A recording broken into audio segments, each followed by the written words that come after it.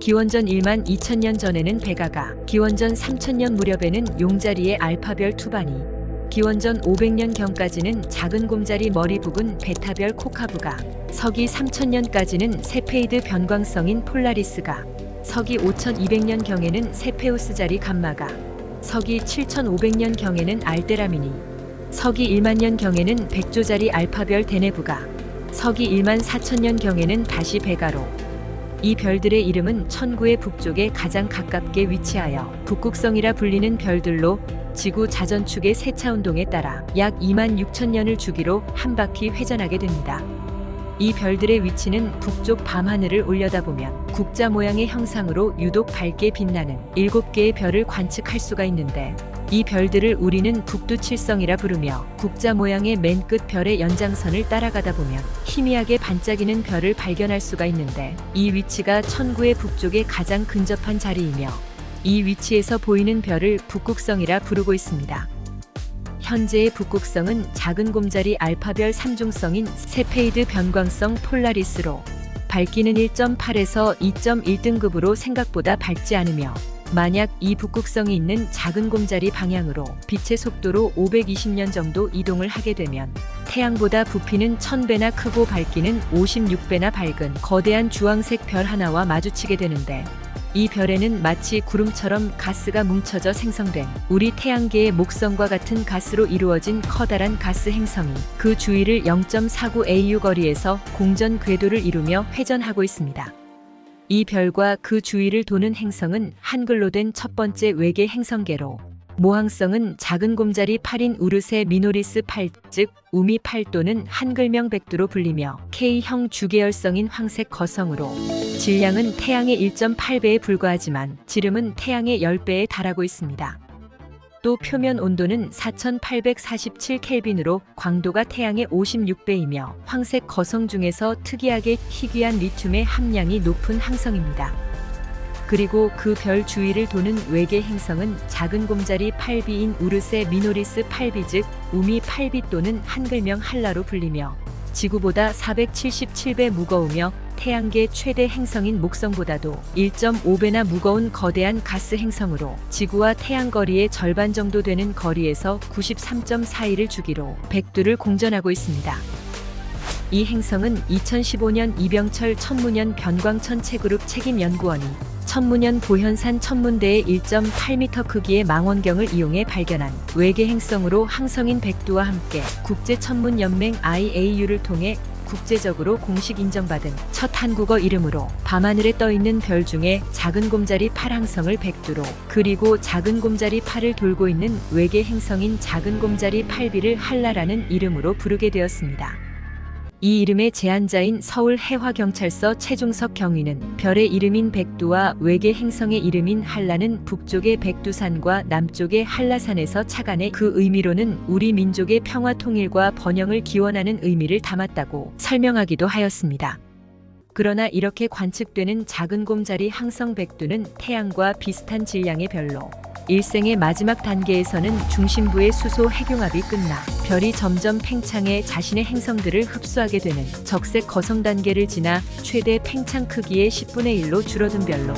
크기가 태양의 10배로 부풀어 올라 있어 별의 진화 모델에 따라 정상적인 상태라면 백두는 적색 거성 단계에서 현재 한라의 공전 궤도인 0.49AU보다 더 팽창하여 약 1.5배의 거리가 되는 0.74AU까지 팽창하여 외계 행성 한라를 집어삼켜 이론상 관측될 수 없는 행성인 한라와 함께 관측되어져 수십 명의 과학자들이 그 원인을 설명하기 위해 연구 중인 별이기도 합니다.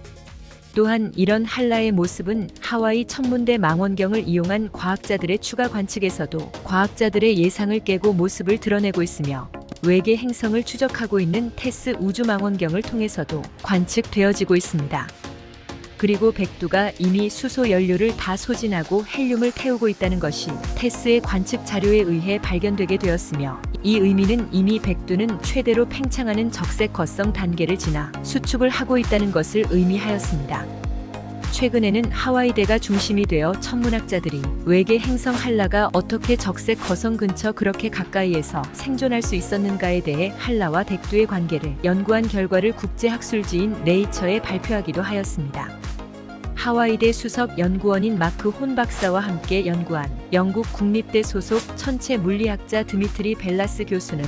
백두와 한라에 대해서 이전엔 발견된 바 없는 최초로 발견된 특이한 천체로 지구가 속한 우리 태양계의 운명에 대해 예를 들며, 즉 우리 태양은 불타는 가스로 가득 찬 항성으로 현재 우리 태양은 황색 외성 단계로 활발하게 수소를 연소하고 있지만 수십억 년 후 태양이 수소를 다 태우고 나면 항성 진화의 마지막 단계인 적색 거성 단계로 들어서게 되는데, 우리 태양의 경우 수성, 금성, 지구까지 집어삼킬 수 있는 크기로 팽창하게 되는데, 이것이 일반적인 태양과 비슷한 질량의 항성이 보이는 별의 마지막 모습이라 설명하였습니다. 이렇듯 설명처럼 백두도 팽창하는 적색 거성으로 백두의 팽창의 크기에 의해 당연히 작은 곰자리 8b인 한라는 사라져야 하는 게 일반적인 현상이라 설명하였습니다. 그러나 한라는 백두와 함께 여전히 그 모습을 드러내었으며, 그 원인은 찾고 설명하기 위해 혼 박사는 테스 우주망원경의 관측 결과를 분석하여 죽어가는 적색 거성인 백두 옆에 또 다른 항성의 존재를 주장하였는데, 그에 따르면 이 항성계는 쌍성계로 이 두 항성은 각기 다른 진화 단계에 있었으며, 그중 하나는 수소를 연소하며 팽창하는 적색 거성 단계인 백두이고, 다른 하나는 백두보다 오래전부터 헬륨을 연소하는 백색 외성 단계에 접어든 항성으로, 한라는 이 두 항성을 공전하는, 다시 말해 쌍성을 공전하는 행성으로 이 두 항성의 병합으로 인해 한라가 생존할 수 있었다고 설명하고 있습니다. 그 증거로는 일반적 적색 거성에서는 발견되지 않고 두 개의 별이 하나로 합쳐질 때 생성되는 리튬이 고농도로 백두에서 발견된다는 점을 들어, 백두가 거대하게 팽창하는 적색 거성 단계에서 주변 동반 항성인 백색 외성을 흡수하게 되어 별의 질량이 폭발적으로 늘고 밀도가 증가하여 온도가 높아져 적색 거성의 헬륨이 조기에 핵반응을 일으켰으며, 그 영향으로 백두의 격렬한 팽창이 멈추게 되어 결과적으로 외계 행성 한라는 백두에 흡수되는 대신 하나로 합쳐진 쌍성 주위를 돌며 그 궤도를 유지하며 살아남게 되었다는 것입니다. 그 외에 과학자들의 또 다른 하나의 가능성 있는 가설은, 한라는 쌍성계의 중심별 두 개가 병합할 때 생긴 파편들이 합쳐져서 만들어진 2세대 행성일 수도 있다는 주장입니다. 이처럼 외계 행성 한라는 아직까지 그 존재의 이유가 명확하게 밝혀지지 않은 불가사의한 행성으로 현재에도 여전히 많은 천문학자들에게 연구의 대상이 되고 있으며, 그 미스터리를 풀어줄 우주의 쌍성계의 비밀에 대해서 한 발씩 다가가고 있으며, 수많은 가설들과 논문이 발표되고 있습니다. 그러나 이렇게 관측된 한라도 또 한 번의 팽창이 예정된 백두가 다시 팽창을 시작하면 관측이 불가능할 거로 추정하고 있습니다.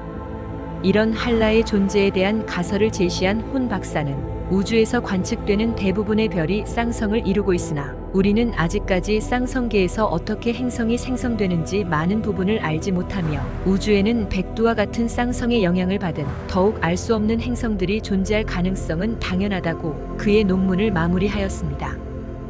긴 시간 시청 감사합니다.